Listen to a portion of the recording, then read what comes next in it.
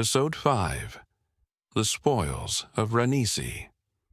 Mzilikazi Kamachobana stood at the height of his power within the burgeoning Zulu kingdom. He was one of Shaka's most capable, respected, and celebrated military commanders. He had proven his courage and tactical brilliance on the battlefields of Gokli Hill and the Mlathuza River, helping to bring the mighty Ndwandwe kingdom to its knees. But even loyalty forged in shared victory has its limits when ambition and pride collide. Beyond the core territories of the Zulu kingdom, in the highlands of what is today South Africa's Free State, in a region known as Ntabazwe, a Soto chief named Ranisi had become increasingly bold. His people, nestled amongst the mountains, had developed a formidable defense. When threatened, they would retreat high up the slopes and unleash massive boulders, raining them down upon any invaders below. Shaka, ever eager to test his forces and project Zulu power beyond the lowlands, saw Ranisi as both an opportunity and perhaps a test for one of his commanders.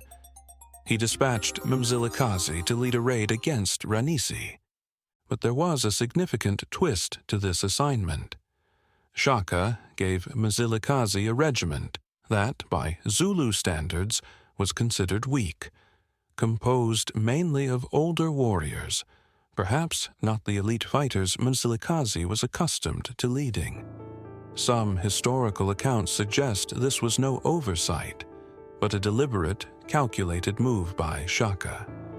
He may have intended for Mzilikazi to fail, or at least to struggle, a subtle way to humble his increasingly prominent commander and remind him of the hierarchy. Mzilikazi, shrewd and experienced, understood the implied risks and the potential setup. He studied the challenging mountain terrain and the Soto's deadly defense tactic. He knew that a frontal assault up the slopes would be suicidal with the force he had been given. Instead of pursuing Ranisi's people into the deadly mountain traps, Mzilikazi devised a different plan. He would not fight for blood on the treacherous slopes. He would plunder the wealth below. Mzilikazi said, "They wait on the cliffs, ready to crush us with stone. Let them wait there with the wind."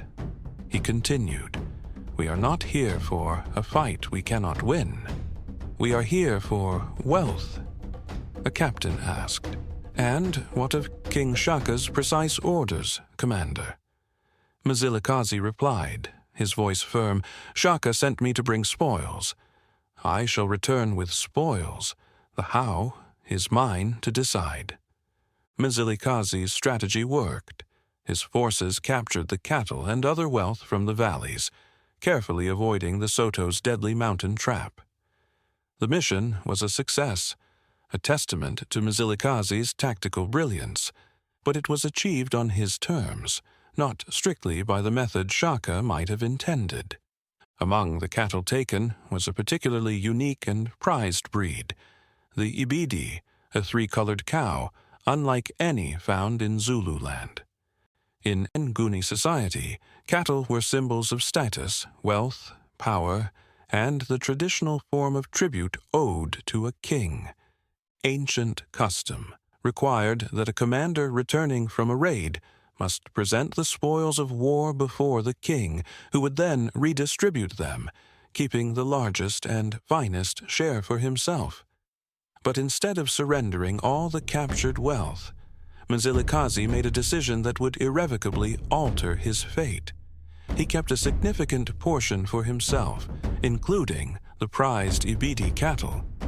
When Shaka's envoys, his Osibalukulu, the king's trusted chief messengers, arrived at Mzilikazi's base in Ngome to collect the spoils, they received only a token offering, a fraction of what Mzilikazi had actually taken.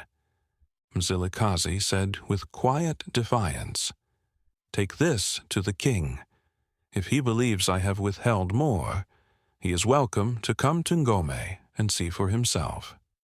The messengers returned to Shaka at his royal residence, Kwabulawayo, with news of Mzilikazi's blatant defiance and the meager spoils. Shaka, the king who demanded absolute obedience, was insulted. Yet his initial response was not outright fury, but a coldly calculated, deeply symbolic gesture. Instead of sending warriors, Shaka sent Mzilikazi a single object: the hind leg of a cow. In Nguni culture, the hind leg of a cow was traditionally meat reserved for women. Sending it to a male commander was a profound act of mockery. To Mzilikazi, a proud chief's son and accomplished commander, it was, in his eyes, a declaration of war disguised as contempt. Mzilikazi stated, "So, this is what the king truly thinks of me." He continued, "I have fed his warriors, buried kings for him, and led armies to his greatest victories." An advisor asked, "Shall we send a message in return, Commander?" Mzilikazi responded, "No. We respond with silence and preparation." His message was clear. Mine will be clearer still. When the Osibalukulu prepared to depart from Mzilikazi's base, they faced a final open act of defiance. Before they could leave, Mzilikazi's guards cut the feathers from their hair. In Zulu custom, feathered headpieces were reserved for elite warriors and royal envoys, symbols of status and authority.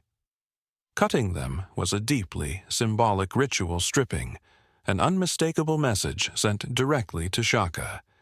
"I no longer recognize your authority or grant respect to your representatives."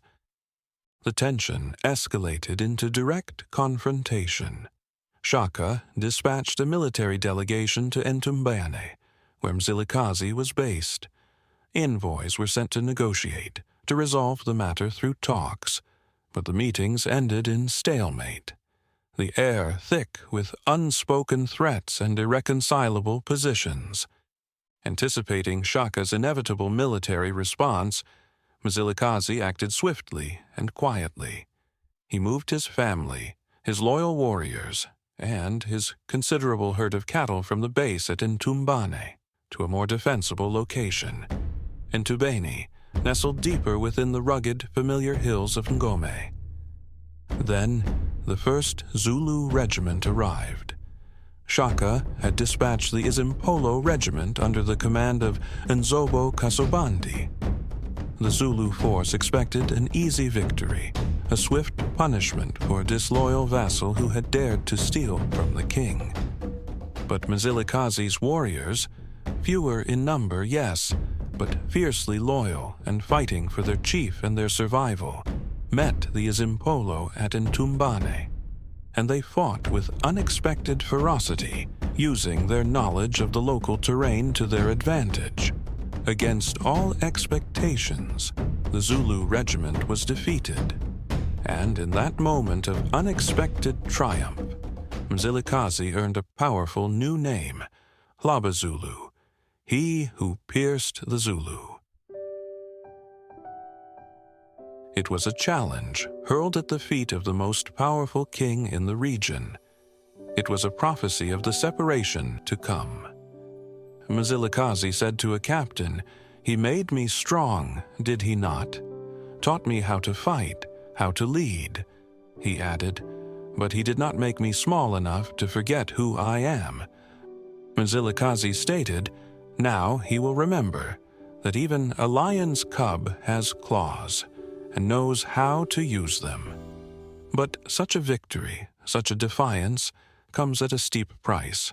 The Zulu king would not suffer this defeat in silence. Shaka's response would be absolute. And Mzilikazi would soon face a far larger, far more determined army, and confront betrayal far closer to home than he could have imagined.